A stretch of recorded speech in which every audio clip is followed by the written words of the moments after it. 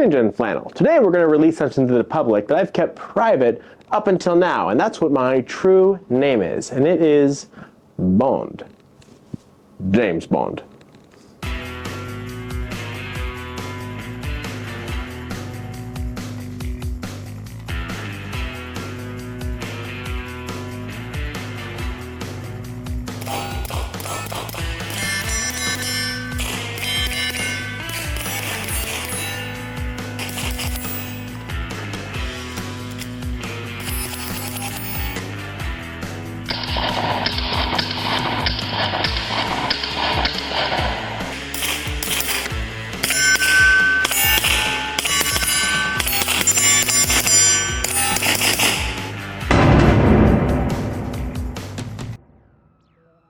So Ninja in Flannel, and I'm here today with a Walther PPK, only it is in 22 long rifle because Anechoic Suppressors has supplied me with the Anachox 22 suppressor, which I am very excited about and very thankful to them for supplying to me so I could LARP around like 007. So, saw a little review here. I love this thing so far, and I want to tell you guys why I love it and think it's a decent option. So here we go.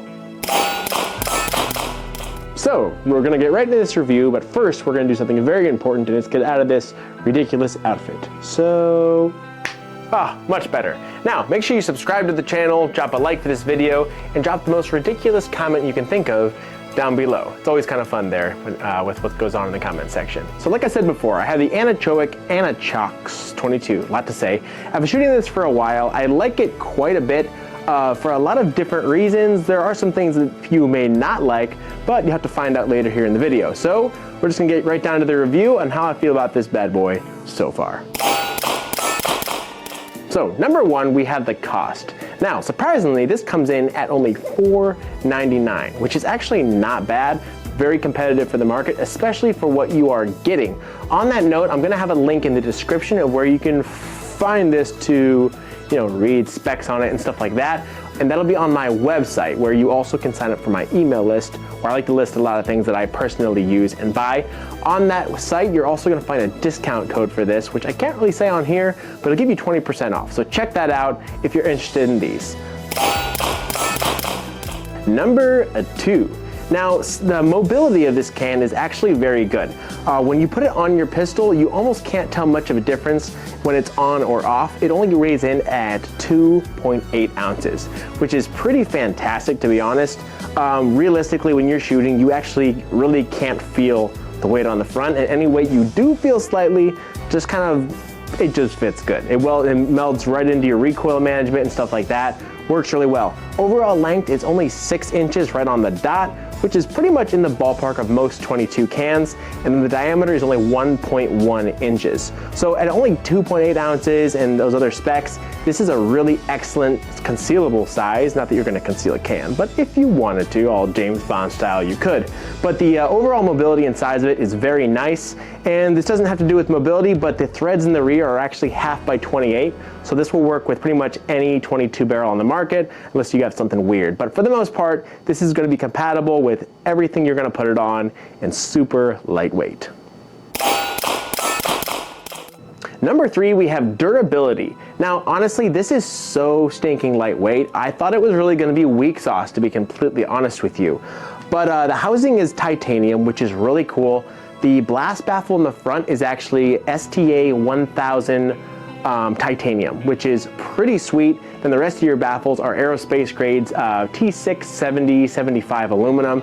And then your end cap is also titanium. So it's built out of really good materials, very lightweight materials, and it's actually full auto rated up to 200 rounds, they say, or 400 degrees, which it takes a while to get that hot with 22, and most of us don't have full auto anyway, but it's nice that it's rated to that degree, and they're not lying to us just saying it's fully full auto rated with no limit, because that's fake news. Everything has a limit.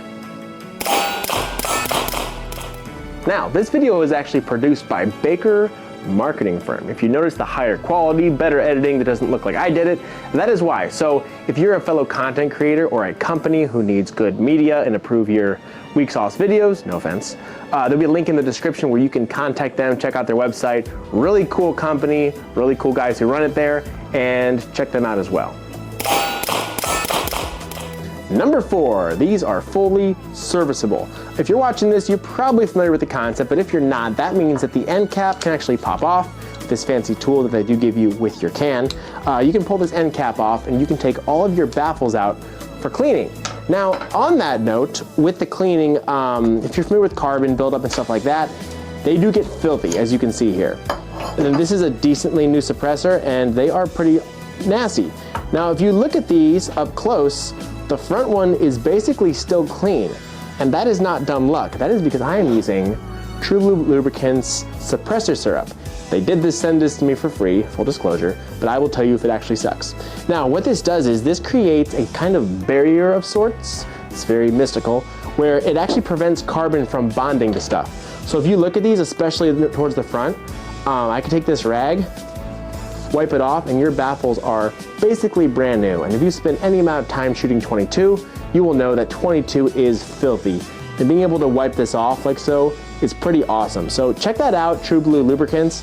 And then if you have cans that are not serviceable, you've also got ultrasonic cleaning solution. Fill your can with it, put it in a Ziploc bag, drop it in your cleaner. It should blast everything out of it. Haven't tried this one yet, but I'm very excited to on some of my older cans that are not serviceable. So pretty sweet, but as far as this being serviceable, it's really nice. Your blast baffle in the rear, they get filthy as you can see, and you can just scrub them right on out. Yeah, you can already see the smooth metal after just a quick wipe with a regular paper towel. So serviceable, pretty much essential when you get into 22 suppressors.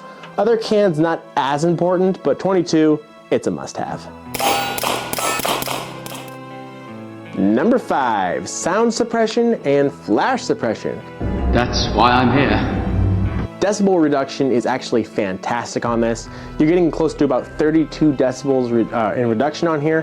When you go subsonic, this is 100% hearing safe, like no problem. This action here by itself, most likely pretty close to the loudest part of the shot, maybe get a little more, but with subsonics, no question about it. I actually shot maybe a couple hundred rounds of supersonic out of here. I don't recommend this, but without ear pro.